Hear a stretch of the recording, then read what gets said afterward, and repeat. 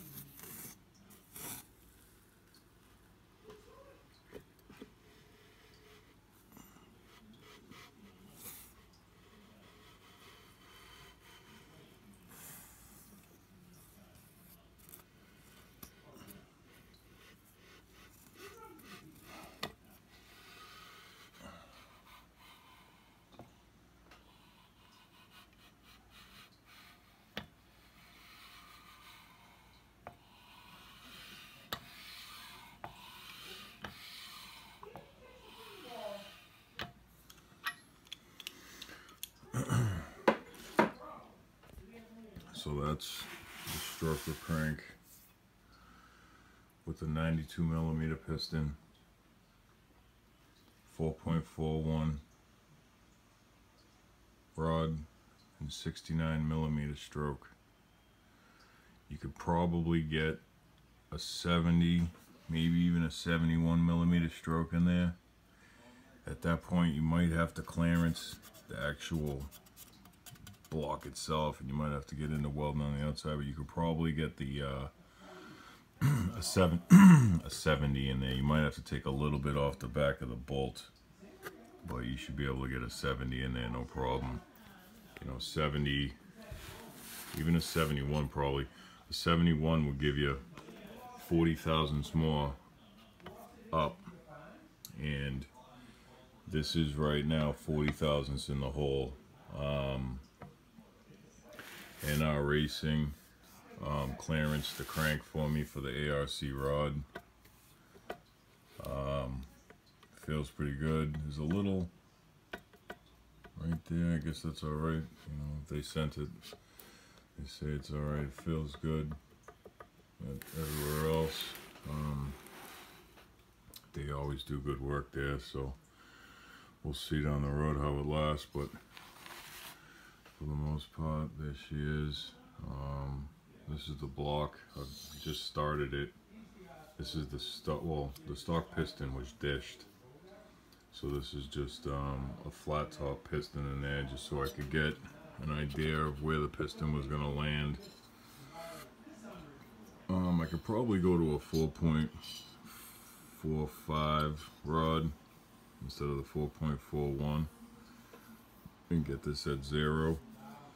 I have that welded up head that I was showing. It's at the machine shop now. It's about to get, it's finally going to be done.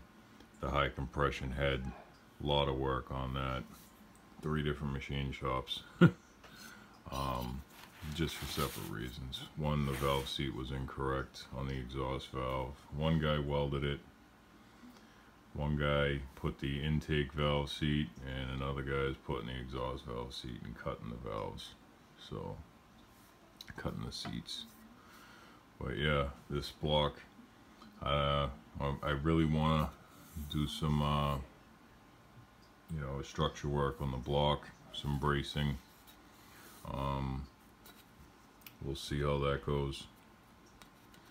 But I'd like to put some bracing underneath this bearing for some support. There's no room on the inside.